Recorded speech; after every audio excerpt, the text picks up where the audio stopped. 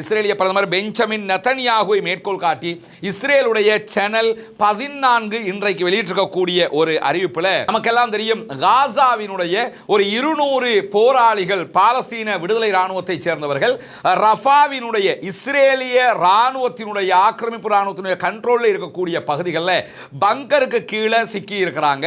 இந்த பங்கருக்கு கீழே இருக்கக்கூடிய சகோதரர்களை வெளியே கொண்டு வருவதற்கான ஒப்பந்தமும் இந்த சமாதான நடவடிக்கைகளில் கையெழுத்திடப்பட்டிருந்த நிலையில் இதுவரைக்கும் அவர்களை வெளியே கொண்டு வருவதற்கான எந்த விதமான ஏற்பாடுகளையும் இஸ்ரேல் செய்யாமல் இருக்கிறது.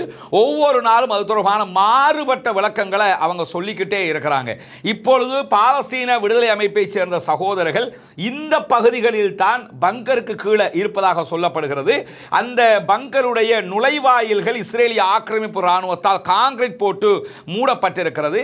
எனவே அவர்களுக்கு உள்ள சுவாசிப்பதற்கான அந்த ஏற்பாடுகள் இருப்பதாக சொல்லப்பட்டாலும் அவங்க இங்க எந்த பகுதிகளில் வெளியே வந்தாலும் இஸ்ரேலிய ஆக்கிரமிப்பு இராணுவத்திற்கும் அவர்களுக்கும் இடையில உச்சமான ஒரு சண்டையாக அது மாறிவிடும் என்பதால் இவங்க இதுல இருந்து வெளியே இந்த பகுதிகளில் வெளியே வராம எப்படியோ நேரடியாக வெளியே வர முடியுமான இந்த வாயிலாலேயே வெளியே வந்து பாலஸ்தீன விடுதலை அமைப்பின் ஒப்பந்தத்தின் பிரகாரம் அவர்கள் இங்க இருந்து இந்த பகுதிக்குள்ள நுழையணுங்கிறது தான் ஒப்பந்தத்தினுடைய தீர்மானம்.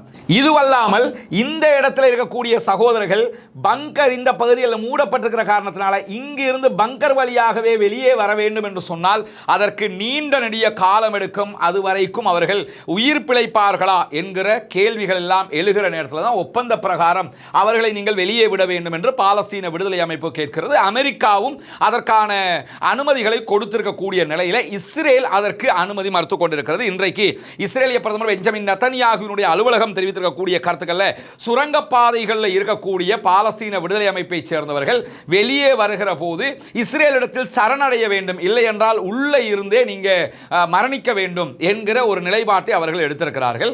சில பொழுதுகள் அவங்க வெளியிடக்கூடிய செய்திகளில் மேலதிகமாக என்ன சொல்றாங்கன்னு கேட்டா, வெளியே வர்றவங்க ஆயுதங்களை இஸ்ரேல் இடத்துல ஒப்படைச்சிட்டு போக வேணும் அப்படின்னு சொல்லியிருக்கிறாங்க. 200 பேர் தான். அவங்க ஆயுதத்தை கொடுத்துட்டு போறதுனால ஒன்றும் பாலஸ்தீன விடுதலை அமைப்புக்கு குறைய போறதில்லை. ஆனாலும் ஆயுதத்தை கொடுத்துட்டு போறதை பற்றிய எந்த விளக்கத்தையுமே பாலஸ்தீன விடுதலை அமைப்பு சொல்லலை.